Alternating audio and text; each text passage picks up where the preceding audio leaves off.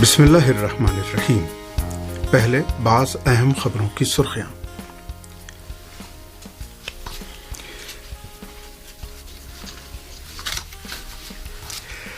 اسلامی جمہوریہ ایران نے ویانا مذاکرات کے بارے میں کہا ہے کہ امریکہ نے اب تک یورپی یونین کے کوآرڈینیٹر کی تجاویز کے بارے میں تہران کو کوئی جواب نہیں دیا ہے۔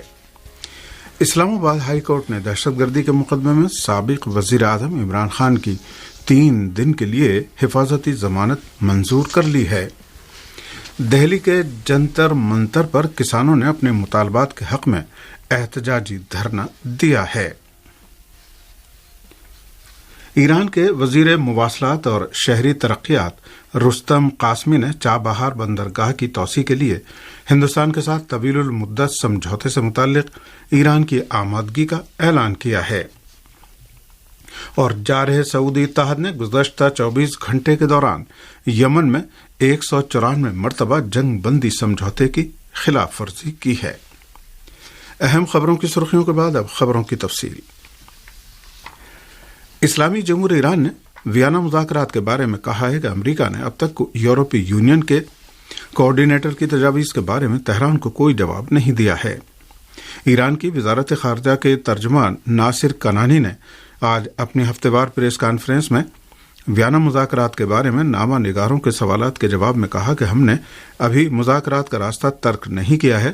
اور مذاکرات کا یہ راستہ بدستور طے کیا جا رہا ہے، تاہم مذاکرات کے نتیجہ بخش ہونے کے بارے میں اس وقت ہی کچھ کہا جا سکتا ہے کہ جب امریکہ کی جانب سے جواب موصول ہو جائے۔ لیکن امریکہ نے اب تک یورپی یونین کے کوآرڈینیٹر کی تجاویز کے بارے میں ایران کو کوئی جواب نہیں دیا ہے۔ ایران کی وزارت خارجہ کے ترجمان نے کہا کہ ایران اپنی معینہ حدود کو ہرگز عبور نہیں کر سکتا جبکہ تہران ایک اچھے، پائیدار اور مستحکم سمجھوتے کے حصول کا خواہاں ہے۔ انہوں نے سعودی عرب کے ساتھ ایران کے مذاکرات کے بارے میں کہا کہ تہران کا خیال ہے کہ مذاکرات کے آغاز سے دونوں ملکوں کے مفادات کے تحفظ میں مدد ملے گی، اور اب تک مذاکرات کا عمل مثبت اور تعمیری رہا ہے، مگر بعض مسائل میں نظریاتی اختلاف بھی پایا جاتا ہے۔ ایران کی وزارت خارجہ کے ترجمان ناصر کنانی نے شام کی صورتحال کے بارے میں ایک نامہ نگار کے سوال کے جواب میں کہا کہ اس وقت علاقے اور علاقے سے باہر مختلف ممالک شام کی صورتحال پر حقیقت کی نظر سے توجہ دے رہے ہیں، اور شام میں گزشتہ 9 برس میں جو کچھ پیش آیا وہ دیگر ملکوں کی مداخلت کا نتیجہ رہا، مگر اس وقت شام کی نئی صورتحال کا مشاہدہ کیا جا رہا ہے جس سے اس بات کی نشاندہی ہوتی ہے کہ شام بحران کا مرحلہ کامیابی کے ساتھ عبور کر چکا ہے اور اس ملک نے دہشت گردوں کے مقابلے میں اہم ترین کامیابیاں حاصل کی ہیں۔ اسلام آباد ہائی کورٹ نے دہشت گردی کے مقدمے میں سابق وزیر اعظم عمران خان کی 3 دن کے لیے حفاظتی ضمانت منظور کر لی ہے۔ پاکستانی میڈیا کے مطابق قائم مقام چیف جسٹس اسلام آباد ہائی کورٹ کی سربراہی میں ڈویژن بینچ نے عمران خان کی حفاظتی ضمانت کی درخواست پر سماعت کی۔ اسلام آباد ہائی کورٹ نے عمران خان کی 25 اگست تک حفاظتی ضمانت منظور کرتے ہوئے انہیں انسداد دہشت گردی کی عدالت سے رجوع کرنے کا حکم دیا ہے۔ قبل ازیں اسلام آباد ہائی کورٹ کے رجسٹرار کی جانب سے عمران خان کی درخواست ضمانت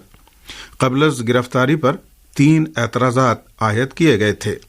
اس درمیان پاکستان تحریک انصاف PTI کے کارکن بڑی تعداد میں اسلام آباد میں عمران خان کی رہائش گاہ بنی گالا پہنچنے شروع ہو گئے تھے۔ اس طرح کی خبریں آ رہی تھیں کہ عمران خان کو گرفتار کیا جا سکتا ہے۔ عمران خان کے خلاف اسلام آباد کے اعلیٰ پولیس افسران کو دھمکیاں دینے کے الزام میں خود پولیس اہلکاروں نے مقدمہ درج کرایا تھا۔ بنی گالا میں عمران خان کی موجودگی کے بارے میں بھی متضاد خبریں موصول ہو رہی تھیں، لیکن بعد میں یہ خبر بھی آئی کہ عمران خان عقبی دروازے سے بنی گالا میں داخل ہوئے، جہاں ان کی وزیر اعلیٰ پنجاب پرویز الہی سے ملاقات ہوئی۔ پاکستانی فوج کے خلاف بغاوت پر اکسانے کے الزام میں گرفتار تحریک انصاف کے رہنما شہباز گل کو پولیس نے آج عدالت میں پیش کیا۔ پاکستانی میڈیا کے مطابق شہباز گل کو اسلام آباد کے پیمز اسپتال سے ڈسچارج کر کے کالے شیشوں والی گاڑی میں اسلام آباد کچہری لایا گیا۔ اس موقع پر پولیس نے غیر متعلقہ افراد کو عدالت میں جانے سے روک دیا۔ عدالت میں پیشی کے دوران شہباز گل خود بول پڑے اور کہا کہ ایس پی مجھے لے کر آئے ہیں اور مجھے بتایا گیا ہے کہ ضمانت ہو گئی ہے۔ انہوں نے کہا کہ کل رات سے میں بھوک ہڑتال پر ہوں، مجھ سے کسی کو نہیں ملنے دیا جا رہا ہے اور مجھے زبردستی کھلایا جا رہا ہے۔ پی ٹی آئی کے رہنماؤں کا کہنا ہے کہ شہباز گل پر دوران حراست تشدد کیا گیا ہے، جبکہ پولیس اور حکومت اس سے انکار کرتی ہے اور میڈیکل رپورٹ میں بھی کہا گیا ہے کہ شہباز گل پر تشدد کے کوئی ثبوت نہیں ملے ہیں۔ دہلی کے جنتر منتر پر کسانوں نے اپنے مطالبات کے حق میں احتجاجی دھرنا دیا ہے اور مہا پنچایت کی، جبکہ دہلی کی سبھی سرحدوں پر پولیس نے سخت پہرا لگا دیا تاکہ کسان دہلی کے اندر داخل نہ ہو سکیں۔ ہندوستانی میڈیا کے مطابق کسانوں کی ایک بڑی تعداد نے دہلی کے جنتر منتر پر پہنچ کر اپنے مطالبات کے حق میں مہا پنچایت کی اور احتجاجی دھرنا دیا۔ کسانوں کا مطالبہ ہے کہ لکھیم پور کھیری میں کسانوں کے قتل کے معاملے میں مرکزی وزیر مملکت برائے داخلہ امور اجے مشرا کو گرفتار کیا جائے اور کسانوں کو ملنے والی ایم ایس پی کے نفاذ کے لیے ایک باقاعدہ قانون بنایا جائے۔ جنتر منتر پر کسانوں کے دھرنے کے اعلان کے پیش نظر آج صبح سے ہی دہلی کی سبھی سرحدوں پر سیکورٹی کا پہرا انتہائی سخت کر دیا گیا تھا تاکہ کسان دہلی کے اندر داخل نہ ہو سکیں۔ غازی پور بارڈر پر خاصی تعداد میں کسانوں کو دہلی پولیس نے گرفتار کر لیا، جبکہ سنگھو بارڈر پر چپے چپے پر پولیس تعینات ہے۔ دہلی پولیس نے مہا پنچایت کے پیش نظر دارالحکومت کے سبھی علاقوں میں دفعہ 144 نافذ کر دی ہے۔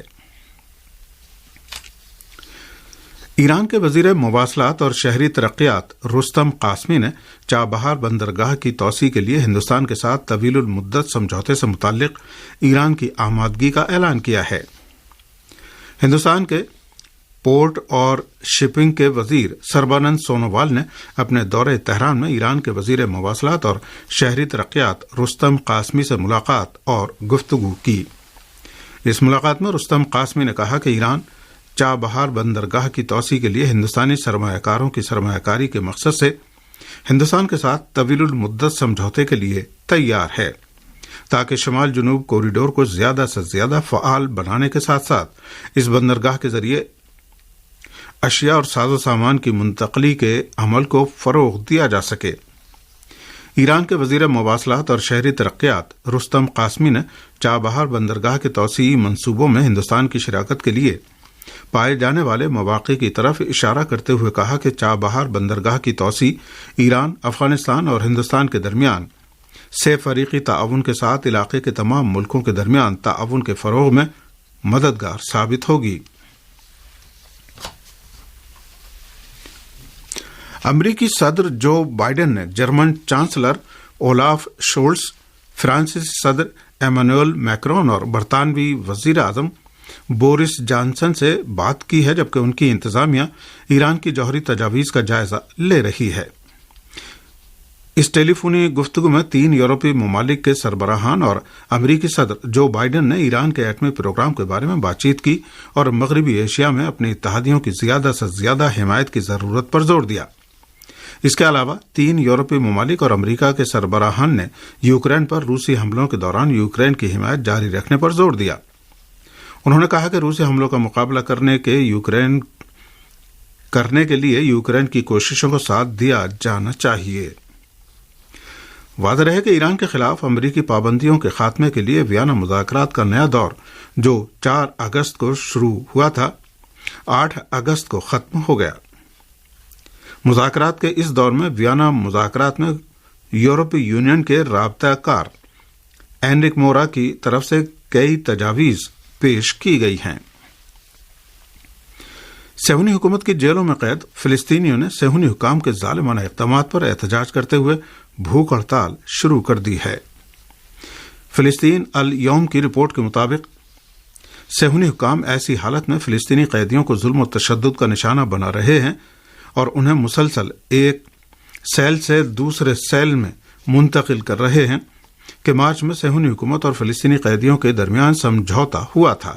کہ فلسطینی قیدیوں کے ساتھ ناروا سلوک نہیں کیا جائے گا۔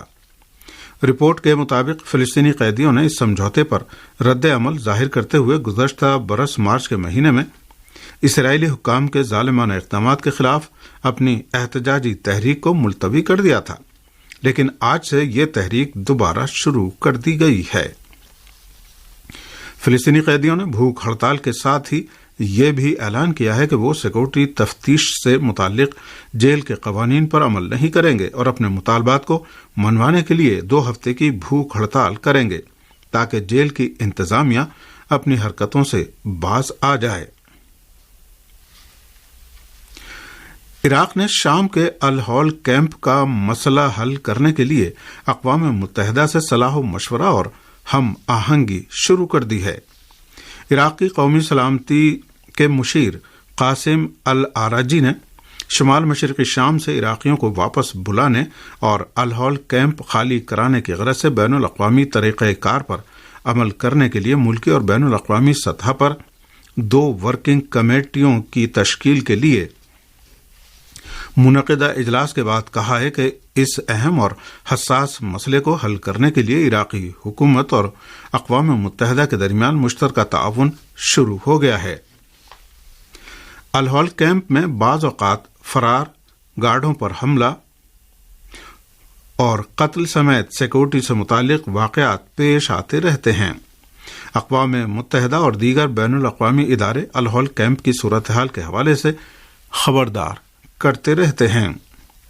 الہول کیمپ شمال مشرقی شام کے صوبے الحسکہ میں واقع ہے اور اس میں 57,000 سے زیادہ افراد رہتے ہیں،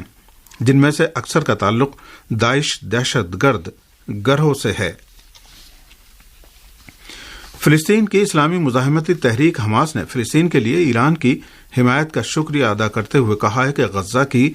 ہی طرح غرب اردن میں بھی استقامت کی توانائی بڑھانے کی کوشش کی جا رہی ہے۔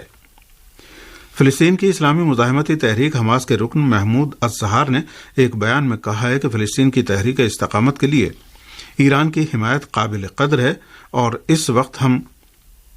وعد الآخرہ جنگ کے قریب پہنچ چکے ہیں، جس کے لیے مسلسل تیاری کی جا رہی ہے۔ انہوں نے ایک بار پھر کہا کہ تمام عرب اور اسلامی اور دنیا کے سبھی ملکوں کے ساتھ فلسطین کی اسلامی مزاحمتی تحریک حماس کے رابطے فلسطین کی آزادی کی کوششوں پر استوار ہیں، جبکہ مصر کے ساتھ بھی حماس کے رابطے مکمل واضح ہیں اور یہ کہ مسئلہ فلسطین میں مصر کا کردار بہت اہمیت کا حامل ہے۔ فلسطین کی اسلامی مزاحمتی تحریک حماس کے رکن محمود الزہار نے غرب اردن میں صہیونیت مخالف استقامت اور کارروائیوں کے بارے میں بھی کہا کہ غرب اردن کے علاقوں میں فلسطینیوں کی تحریک استقامت ترقی و پیش رفت اور صہیونی حلقوں میں ہلچل مچانے کے اعتبار سے غزہ میں تحریک استقامت کا ہی نمونہ ہے، اور ہم غرب اردن میں استقامت کی تصدیق و حمایت اور ایک وسیع قومی جذبے اور جد و جہد جاری رکھنے کی صورتحال کا مشاہدہ کر رہے ہیں۔ جارح سعودی اتحاد نے گزشتہ 24 گھنٹے کے دوران یمن میں 194 مرتبہ جنگ بندی سمجھوتے کی خلاف ورزی کی ہے۔ المسیرہ ٹی وی کی رپورٹ کے مطابق جارح سعودی اتحاد نے یمن کے معارب صنعا، عمران، تعیز، حجہ، الجوف، سعدہ، الزالے، الحدیدہ صوبوں اور دیگر سرحدی علاقوں میں اپنے جاسوس اور ڈرون طیاروں کے ذریعے 39 بار جنگ بندی سمجھوتے کی خلاف ورزی کی۔ اس رپورٹ کے مطابق جارح سعودی اتحاد کے زرخرید ایجنٹوں نے معارب، تعیز، حجہ، سعدہ، الزالے، الحدیدہ اور دیگر سرحدی علاقوں میں جنگ بندی سمجھوتے کو پامال کرتے ہوئے 102 بار فائرنگ کی۔ یمن میں جنگ بندی سمجھوتے کی پامالی میں صوبہ نجران میں حماد کی فضائی خلاف ورزی پر مشتمل آپاچی جنگی ہیلی کاپٹر کی پرواز بھی شامل ہے۔